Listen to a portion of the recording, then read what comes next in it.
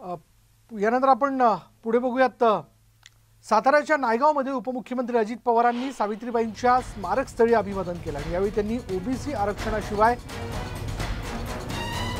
निवडणुका नको असं ठणकावून सांगितलं। तर जोपर्यंत ओबीसी समाजाला आरक्षण मिळत नाही तोपर्यंत त्या ठिकाणी प्रशासन बसवलं तरी चालेल असं देखील पवार म्हणाले। ओबीसी घटकांना निवडणुकांमध्ये प्रतिनिधित्व करण्याची संधी मिळाली पाहिजे असा पुनरुच्चार अजित पवारांनी या कार्यक्रमाच्या वेळी केला। 2 महिन्यांमध्ये त्या ठिकाणी करू शकतो।